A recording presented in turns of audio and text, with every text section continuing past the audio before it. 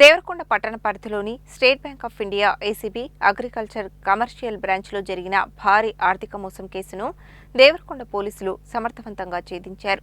ఈ కేసులో ప్రధాన నిందితునితో పాటు సహా నిందితులను అరెస్టు చేసి భారీ మొత్తంలో నగదు, ఇతర ఎలక్ట్రానిక్ పరికరాలను స్వాధీనం చేసుకున్నారు. మంగళవారం జిల్లా ఎస్పీ శరత్చంద్ర పవార్ తన కార్యాలయంలో ఏర్పాటు చేసిన మీడియా సమావేశంలో కేసు వివరాలను వెల్లడించారు. ఎస్పీ తెలిపిన వివరాల ప్రకారం ఈ నెల 13న Devarakonda branch manager Phanindra Neelakantha Venkata Raghavapudi Devarakonda police స్టేషన్కు వచ్చి తమ బ్యాంకులో కాంట్రాక్ట్ బేసిక్ హౌస్ కీపింగ్ ఉద్యోగంలో పనిచేస్తున్న లెండెల చక్రపాణి అనే వ్యక్తి బ్యాంకులోని ఇనాక్టివ్ ఖాతాల వివరాలను దుర్వినియోగం చేసి ఆన్ బ్రాంచ్ కేవైసీ అప్డేట్ ప్రక్రియను అక్రమంగా ఉపయోగించి ఆ ఖాతాల నుండి మొత్తం 2,65,55,268 రూపాయల నగదును మోసపూరితంగా బదిలీ చేసినట్లు ఫిర్యాదు చేశారు. దీనిపై దేవరకొండ పోలీసులు కేసు నమోదు చేసుకుని దర్యాప్తు ప్రారంభించారు. ఈ కేసులో దేవరకొండ డీఎస్పీ ఎంవి శ్రీనివాసరావు పర్యవేక్షణలో ప్రత్యేక దర్యాప్తు బృందాలను ఏర్పాటు చేసి inspector of police P Venkatareddy ఆధ్వర్యంలో పోలీస్ సిబ్బంది సమన్వయంతో సాంకేతిక శాస్త్రీయ ఆధారాలను సేకరించి వివిధ ప్రాంతాలలో దర్యాప్తు చేపట్టి నిందితులను చాకచక్యంగా అదుపులోకి తీసుకోవడం జరిగిందని ఎస్పీ తెలిపారు. ఈ కేసులో Lendela Chakrapani, Devarakonda SBI bank manager Khetavath Ramlal, Marepalli శివలను అరెస్టు చేసినట్లు తెలిపారు. అలాగే ఎస్పీ నేరం చేసిన విధానాన్ని సైతం వివరించారు. నిందితుడు లెండెల చక్రపాణి గత 5 సంవత్సరాలుగా ఎస్బీఐ బ్యాంకులో కాంట్రాక్ట్ హౌస్ కీపింగ్ ఉద్యోగిగా పనిచేస్తూ కంప్యూటర్ పరిజ్ఞానం కలిగి ఉండడం వల్ల బ్యాంకు సిబ్బందికి కంప్యూటర్ పనులలో సహాయం చేసేవాడు. ఈ విధంగా అతనికి బ్యాంకులోనే అంతర్గత వ్యవస్థలు, ఖాతాల నిర్వహణ విధానాలపై అవగాహన ఏర్పడింది. అతనికి సూర్యాపేట మెయిన్ బ్రాంచ్లో పనిచేసే బ్యాంకు మేనేజర్ పుట్ట వెంకట రామాంజనేయులతో పరిచయం ఏర్పడింది. ఆర్థిక ఇబ్బందులు, అప్పుల కారణంగా అక్రమంగా డబ్బు సంపాదించాలని నిర్ణయించుకున్న చక్రపాణి రామాంజనేయులతో కలిసి ఈ మోసానికి ప్రణాళిక రూపొందించాడు.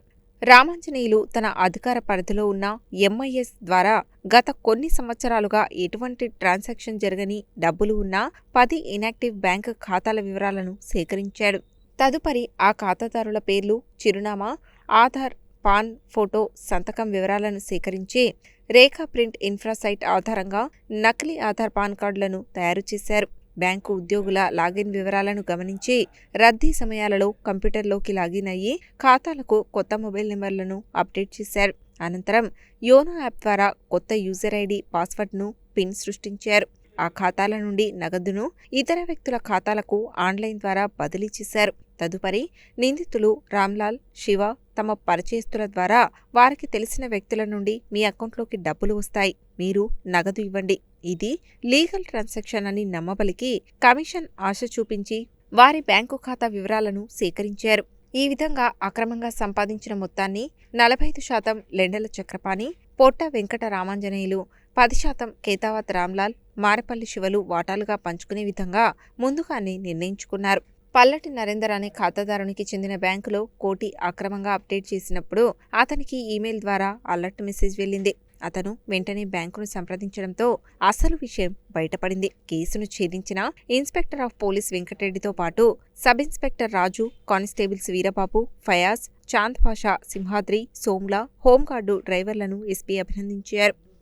దేవరకొండ టౌన్లో ఎస్బీఐ ఏసీబీ అగ్రికల్చర్ కమర్షియల్ బ్యాంక్కి సంబంధించి this is one cheating, conspiracy, fraud and organised crime కింద మనం ఒక క్రైమ్ నెంబర్ 144/2026 ఒకటి రిజిస్టర్ చేయడం జరిగింది. ఇందులో February 28 నుంచి March 28 అంటే April 13 వరకు కూడా 4 పర్సన్స్ బ్యాంక్ మొత్తానికి 2,65 lakhs అమౌంట్ కూడా ఫ్రాడ్ చేయడం జరిగింది. ఇందులో మేజర్గా చక్రపాణి అనే పర్సన్ గత ఎస్బీఐ బ్యాంక్లో లాస్ట్ ఎస్బీఐ ఏసీబీ బ్రాంచ్లో 2.5 years నుంచి పనిచేస్తున్నాడు. ఇతను ఒక అవుట్సోర్సింగ్ ఎంప్లాయీ. బ్యాంక్కి సంబంధించి అక్కడ ఏమైనా చిన్న చిన్న పనులు ఉండడము, ఫైల్స్ ఇష్టం ఇవన్నీ చేయడం జరుగుతుంది. కాకపోతే ఇతను 2.5 years నుంచి అక్కడ పనిచేస్తున్నాడు కాబట్టి అక్కడ ఉన్న ఎంప్లాయీస్ అందరికీ కూడా కొంత దగ్గరగా అవ్వడం వల్ల వాళ్ళ లాగిన్ ఐడి, పాస్వర్డ్స్ అన్నీ కూడా ఇతను సేకరిస్తాడు. దీనికి మెయిన్ అక్యూజ్డ్ రామానంజేలు. ఇతను సూర్యాపేటలో ఎస్బీఐ బ్రాంచ్ మేనేజర్. మోడస్ ఆపరాండి ఏంటంటే బ్యాంక్స్లలో ఉన్న డార్మెంట్ అకౌంట్స్, అంటే ఇటువంటి అకౌంట్స్ కూడా చాలా లాస్ట్ 3-4 ఇయర్స్ నుంచి ట్రాన్సాక్షన్ జరగనివి. అదేవిధంగా ఈ బ్యాంక్లో వాళ్ళ కన్సర్న్ బ్యాంక్లో ఉన్న డబ్బులు ఎక్కడ కూడా ఇప్పుడు లాస్ట్ 3-4 ఇయర్స్ నుంచి విత్డ్రాల్ లేకపోతే డిపాజిట్ లేని డార్మెంట్ అకౌంట్స్ కూడా ఇతను బ్రాంచ్ మేనేజర్ కాబట్టి రామానుజాలు ఈ పర్టికులర్ బ్రాంచ్లో ఈ అన్ని అకౌంట్స్ అన్నీ కూడా ఐడెంటిఫై చేయడం జరుగుతుంది. సో ఆ విధంగా 10 అకౌంట్లు ఐడెంటిఫై చేసి ఆ 10 అకౌంట్ డీటెయిల్స్ అన్నీ కూడా చక్రపాణికి ఇతను షేర్ చేయడం జరుగుతుంది. అయితే ఇది బ్రాంచ్ మేనేజర్ ఇతను కాబట్టి ఇతని దగ్గర వాళ్ళ సిస్టంలో వాళ్ళ అకౌంట్ నంబర్, వాళ్ళ ఫోన్ నంబర్స్, ఆధార్ నంబర్స్, వాళ్ళ ఇంటి అడ్రస్ ఇవన్నీ కూడా బ్రాంచ్ మేనేజర్ తీసుకొని దాన్ని ఒక వెబ్సైట్, ఆ వెబ్సైట్ పేరు రేఖా ప్రింట్, ఆ వెబ్సైట్లో ఈ డీటెయిల్స్ అన్నీ అప్లోడ్ చేయగానే దానికి సంబంధించి ఒక ఆధార్ కార్డు ఒకటి ప్రింట్ చేస్తాం. ప్రింట్ చేసి ఈ Aadhaar card concern relevant documents అన్ని తీసుకొని ఇతను చక్రపాణికి ఇవ్వడం జరుగుతుంది. Branch manager, Suryapet branch manager Chakrapani ఈ డీటెయిల్స్ అన్నీ కూడా తీసుకొని ఈ మన దేవరకొండ బ్రాంచ్కి వెళ్ళి ఈ ఫలానా పర్సన్ అకౌంట్కి సంబంధించి ఫోన్ నంబర్ మార్చడానికి రిక్వెస్ట్ పెట్టినాడని చెప్పేసి ఈ డీటెయిల్స్ కస్టమర్ అప్లికేషన్ ఫామ్తో పాటు ఈ డీటెయిల్స్ అన్నీ కూడా అతను కన్సర్న్డ్ బ్యాంక్లో ఉన్న ఎంప్లాయీకి ఇవ్వడం జరుగుతుంది. ఈ బ్యాంక్లో ఉన్న ఎంప్లాయీ ఏదైనా వాష్రూమ్కి బ్రేక్కి వెళ్ళినప్పుడు లేకపోతే లేని సమయంలో అతని ఐడి ఇంకా అతని పాస్వర్డ్ తీసుకొని పాస్వర్డ్లో లాగిన్ అయ్యి ఈ ఫోన్ నంబర్ చేంజ్కి రిక్వెస్ట్ వచ్చిందని చెప్పేసి ఆ అప్లికేషన్ ఒకటి తీసుకొని ప్రాసెస్ చేయడం జరుగుతుంది. చేసిన తర్వాత మళ్ళీ ఈ డాక్యుమెంట్స్ అన్నీ కూడా తీసుకొని మళ్ళీ నెక్స్ట్ అంటే ఏదైనా ఫోన్ నంబర్ చేంజ్ చేయాలి అంటే కంపల్సరీగా బ్యాంక్లో 2 స్టెప్ వెరిఫికేషన్, అంటే ఇద్దరు అప్రూవ్ చేయాలి. సో ఇతను ఫస్ట్ పర్సన్ లేనప్పుడు అతని అప్లికేషన్ ప్రాసెస్ చేసిన తర్వాత సెకండ్ పర్సన్ దగ్గరికి వెళ్ళేసి ఆల్రెడీ అతను అప్లికేషన్ మనం ప్రాసెస్ చేసేసినప్పుడు దీన్ని అప్రూవల్ చేయాలని చెప్పేసి అప్రూవ్ చేయించుకొని ఈ విధంగా 10 మంది బ్యాంక్ అకౌంట్స్ కూడా ఫోన్ నంబర్స్ చేంజ్ చేసి ఆ ఫోన్ నంబర్స్తో ఆ ఇంటర్నెట్ బ్యాంకింగ్ ఒకటి ఇతను కూడా మళ్ళీ వాళ్ళు లేనప్పుడు అప్రూవల్ చేసుకొని ఇంటర్నెట్ బ్యాంకింగ్ యోనో యాప్కి సంబంధించి ఆ ఇంటర్నెట్ బ్యాంక్ ఐడి పాస్వర్డ్ కూడా ఇతను క్రియేట్ చేయడం జరుగుతుంది.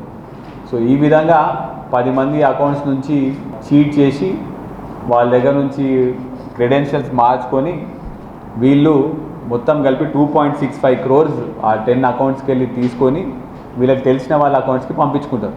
పంపించినప్పుడు ఇందులో భాగంగా మరో ఇద్దరు అక్యూజ్డ్ రామ్లాల్ ఇంకా మారేపల్లి శివ, వీళ్ళిద్దరు కూడా వేరే వాళ్ళ అకౌంట్స్ ఐడెంటిఫై చేస్తారు. వాళ్ళకు ఒక 3% 2% కమిషన్ ఇచ్చి ఆ అకౌంట్లో మనీ డిపాజిట్ చేసుకొని మళ్ళీ ఆ మనీ తీసుకొని వీళ్ళు పంచుకుంటారు. ఆ పంచుకున్న రేషియో కూడా చక్రపాణికి 45%, రామానుజానికి 45%, రామ్లాల్కి 5%, శివాకి 5%. సో ఈ విధంగా మొత్తం బ్యాంక్కి 2.65 crores వరకు ఈ మనీ అంతా కూడా విత్డ్రా చేసుకొని వీళ్ళు వాళ్ళ సొంత పనులకు వాడుకోవడం జరుగుతుంది. అయితే ఇది ఎమ్మటే బ్యాంక్స్కి తెలిసిన వెంటనే ఆల్మోస్ట్ ఒక 1.31 crores వరకు కూడా అమౌంట్ అన్నీ కూడా వేరే వేరే అకౌంట్లో వెళ్తే ఆ అకౌంట్ అన్నీ కూడా ఫ్రీజ్ చేయడం జరిగింది. అదేవిధంగా మనము A1 ఇంకా A2 చక్రపాణి ఇంకా రామాంజేలు, రామ్లాల్ ఇంకా శివ ఈ నలుగురు దగ్గర నుంచి కూడా మనము 1,10,60,60,000 మనము క్యాష్ కూడా మనము సీజ్ చేయడం జరిగింది. సో మొత్తం 2.65 crores మనం 2.42 crores వరకు మనము రికవరీ చేయడం జరిగింది. మిగతా మనీ కూడా రామాంజేయులు కొంతవరకు వాళ్ళ ఫ్యామిలీలో ఏదైనా సర్జరీ ఉంది, మెడికల్ బిల్స్ ఉన్నాయి కాబట్టి కొన్ని బిల్స్ పే చేయడం, పాలసీ చిట్టి డబ్బులు ఇవన్నీ కూడా కట్టడం జరిగింది. ఇవన్నీ కూడా మనం మళ్ళీ పోలీస్ కస్టడీ తీసుకొని మిగతా కంప్లీట్ అమౌంట్ కూడా మనము రికవరీ చేయడం జరుగుతుంది. అయితే ఇదంతా కూడా ఎస్బీఐలో పనిచేసే సూర్యాపేట బ్రాంచ్ మేనేజర్ రామానుజేలు, చక్రపాణి ఇద్దరు కలిసి డార్మెంట్ అకౌంట్స్ని ఐడెంటిఫై చేసుకొని ఆ అకౌంట్స్లోకి వెళ్ళి మనీ ట్రాన్స్ఫర్ చేసుకొని ఇదంతా కూడా చీటింగ్ చేయడం జరిగింది. ఇదంతా కూడా మన డిఎస్పీ దేవరకొండ గారు, ఎస్సీఐ దేవరకొండ గారు అంతా కూడా స్పెషల్ టీమ్స్గా ఫామ్ చేసి మనం వితిన్ 3-4 daysలో కూడా మనం అందరినీ కూడా రికవర్ చేయడం జరిగింది. ఎమ్మటే ఆల్మోస్ట్ 90% క్యాష్ కూడా మనం రికవర్ చేసాము. మిగతా క్యాష్ కూడా త్వరలోనే మనము మళ్ళీ పోలీస్ కస్టడీ వేసి రికవర్ చేయడం జరుగుతుంది. అయితే ఇదంతా కూడా బయటకు ఎలా వచ్చింది అంటే ఒక కస్టమర్ అతని ఆ ఫోన్ నంబర్ చేంజ్ అయిందని చెప్పేసి అతనికి మెయిల్ రావడం జరిగింది. ఆ మెయిల్ వస్తే అతను మళ్ళీ బ్రాంచ్ మేనేజర్కి అప్రోచ్ అయ్యి నేను నా ఫోన్ నెంబర్ చేంజ్ చేయాలని ఎక్కడ కూడా రిక్వెస్ట్ పెట్టలేదు అని చెప్పి పెట్టగానే బ్రాంచ్ వాళ్ళకు కూడా ఇట్లా చేంజ్ అయిందని చెప్పి తెలవడం జరిగింది. సో మా పోలీస్ డిపార్ట్మెంట్ తరపు నుంచి మా రిక్వెస్ట్ ఏంటంటే కంపల్సరీగా బ్యాంక్స్లో మీరు అకౌంట్ మెయింటైన్ చేసుకునేటప్పుడు కూడా సేమ్ 2-స్టెప్ ఆథెంటికేషన్ ఉంటే, అంటే ఈమెయిల్ ఐడి ప్లస్ ఒక ఫోన్ నెంబర్ 2 ఉంటే ఒకవేళ ఎవరైనా చేంజ్ చేసినా కూడా మీకు వెంబడే నోటిఫికేషన్ రావడం జరుగుతుంది. ఆ విధంగా మనం ఈ క్రైమ్ అనేది కూడా మనం అవ్వకుండా చూసుకునే అవకాశం ఉంటుంది.